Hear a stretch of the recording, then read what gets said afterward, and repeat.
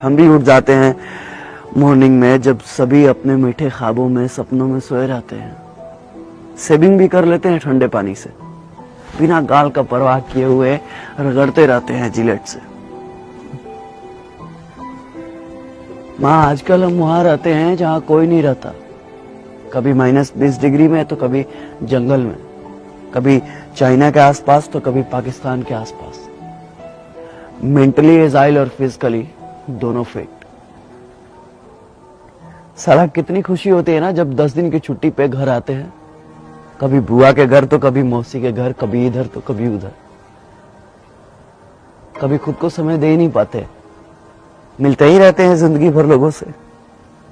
लोगों से मिलने के चक्कर में कभी खुद से मिल ही नहीं पाते हम। फौज में काम करते करते हम इतने सिंसियर हो जाते हैं कि पब्लिक ठगना स्टार्ट कर देती है। 10 का सामान 20 रुपए में बेचते हैं दुकान वाले। कनपट्टी के पास 6 बाल देखे नहीं कि सामान का रेट बढ़ जाता है, क्योंकि वे जानते हैं कि ये फौजी लोग हैं, बार्गेनिंग करना नहीं जानते। और सच कहें तो हमने कभी मोल भाव करना सीखा ही नहीं, बस हर सिचुएशन में एडजस्ट कर लेते हैं। जो दोस्त हमें दोस्त समझते थे, आजकल वो हमें कैंटीन समझने लगे। लेकर कार्ड और दारू से ज्यादा हमें किसी ने समझा ही नहीं। एक तो कभी किसी का फोन नहीं आता है, और फोन आता भी है तो सिर्फ ग्रोसरी आइटम के लिए। किसी को फेयर लवली चाहिए तो किसी को हॉर्लिक्स, तो किसी को अमेरिकन टूरिस्ट का बैग और किसी को स्पोर्ट शूज।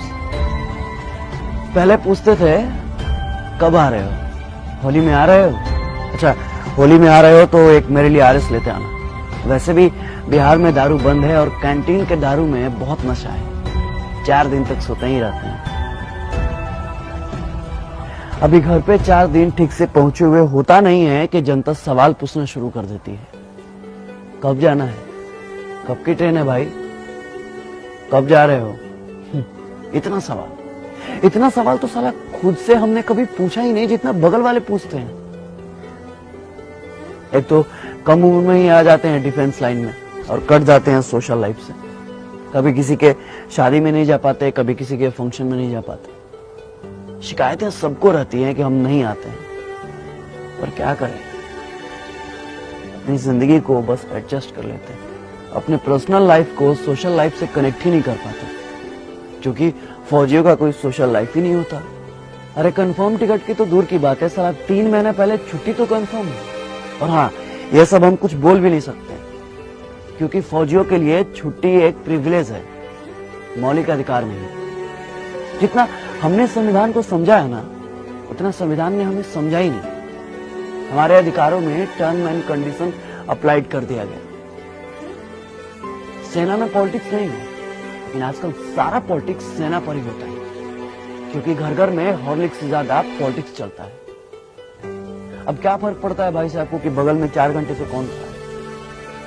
जब कंफर्म सीट नहीं मिलता ना साहब, तो बाथरूम के बगल में कहीं भी सो जाते हैं। कहीं भी मतलब कहीं भी। ऐसा तो हमने कई बार अपने कंफर्म सीट पे लोगों को जगह दी है, अपने साइड लोअर को मिडिल अपर सेक्शन भी किया। कई बार तो हम खड़े भी हो जाते हैं, मगर दिमाग नहीं लगाते, जज्बात को समझते हैं। आपको क्या पता है कि सुबह 10 बजे जब बिना लंच कराए शाम 4 बजे पुरानी दिल्ली से तिनसुकिया जाने का ऑर्डर आता है, तो ये भी नहीं पता होता है कि ट्रेन है या नहीं है, तो समय है या नहीं। बस हाथ में वारंट का एक हर्रा पन्ना होता है जिसमें फ्रॉम और टू लिखा होता है। ये नहीं लिखा होता है कि किस ट्रेन से जाना है और ये रहा आपका कंफर्म सीट नंबर। बस चल देते हैं जय हिंद बोल के। हम आपसे आपका सीट नहीं मांगते, थोड़ी सी कोऑपरेशन मांगते हैं, थोड़ी सी उम्मीद मांगते हैं, बस थोड़ी सी दिल में जगह मांगते हैं, फौजी समझकर। क्योंकि फौजियों के लिए तो सारा मुल्क अपना है। ये थोड़ी सी सिंपैथी ना किसी एलोपैथी से ज्यादा काम करती है साहब।